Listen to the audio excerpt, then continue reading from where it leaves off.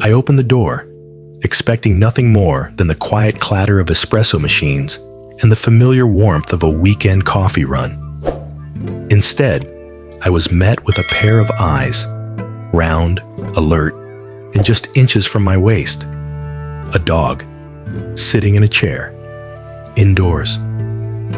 It wasn't just the presence of the animal, it was the sign, bold, printed, taped at eye level on the glass door I just pushed open.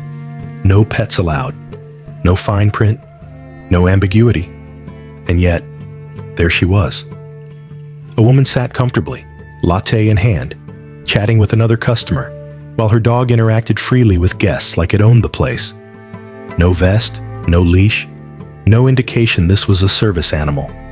Just a big dog taking up a seat in a small cafe. For a moment, I froze. Not because I was afraid, but because I was confused. Who brings a dog into a no-pets establishment and then lets it roam like this? I looked around. Nobody else seemed bothered. Some were petting the dog. Others were sipping their coffee, pretending not to notice. I stepped forward. "Hey," I asked, "why'd you ignore the no pets sign?" She didn't answer, just kept sipping her drink like I was a gust of wind passing by. So I asked again, "Did you miss the no pets sign on the door?" This time, her head turned slowly. "I think you should stop harassing me," she said, loud enough for people to hear. Harassing her? For asking a question? For pointing out a rule we're all expected to follow? The word clung to the air. Harassing. Suddenly I wasn't just a guy standing up for basic respect. I was being painted as the aggressor, the villain. Then another man, another customer, stepped in. Not to mediate, not to de-escalate, but to back her up. "Why is it an issue? Who cares?" he said. "Don't be an asshole. Just drop it." I stared at him. His casual deflection, his condescension. It wasn't just dismissive. It was infuriating. "I care," I said. "I don't like dogs. I came here because they don't allow dogs. It's not hard to leave your pet at home." By then, it was my turn to order. I walked to the counter, still boiling. I told the employee about the dog, about the sign, about how I thought rules meant something. But the barista looked unmoved, tired, like this wasn't the first time and wouldn't be the last. The woman left shortly after. Not because anyone asked her to. Not because a rule was enforced, but because she chose to. And I was left standing there, wondering if I had just become the antagonist in someone else's coffee shop story. That's the thing about doing the right thing. It doesn't always feel good. See, I'm not some anti-dog crusader. I don't hate animals. But I also don't think being uncomfortable around them should make me the problem in a space where they're not even supposed to be. And I know I'm not alone. Some people have allergies. Some have trauma. Some just want their cappuccino without being sniffed or stared down or nudged by a furry face. The sign exists for a reason. It sets a boundary, a basic agreement between customers and business. But it only works if everyone respects it. What happens when they don't? What happens when one person decides that their comfort, their companion, their convenience matters more than the rules? Apparently, nothing. Because the system won't enforce it. The staff won't speak up. And if you dare to say something yourself, you're labeled as hostile, as aggressive, as an asshole. It didn't used to be like this. At least, it didn't feel like it.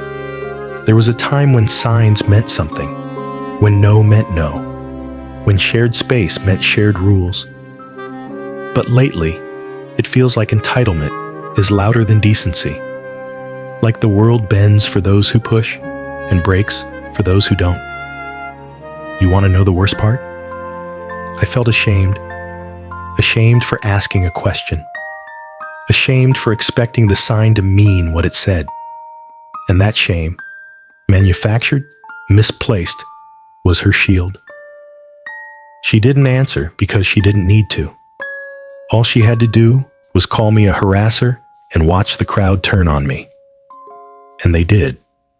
Not with outrage, not with fists, but with indifference. The man who backed her up, he didn't care about the sign. He didn't care about fairness. He just didn't want the tension. He wanted peace, not justice, comfort, not conflict. And that, I think, is what hurt the most. Because there's a kind of loneliness that comes from being the only person in the room asking others to do the right thing. From realizing that what you assumed was shared understanding was just personal expectation. I left that coffee shop with more than a bitter taste. I left with questions. Why is it always the rule follower who gets vilified when rules are broken?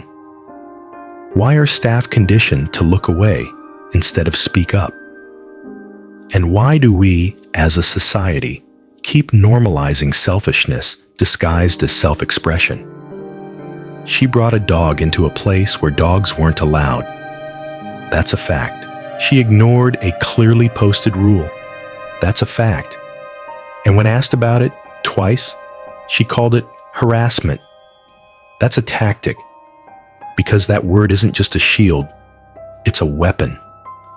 One that makes any valid criticism feel like an attack. One that turns the rule breaker into the victim.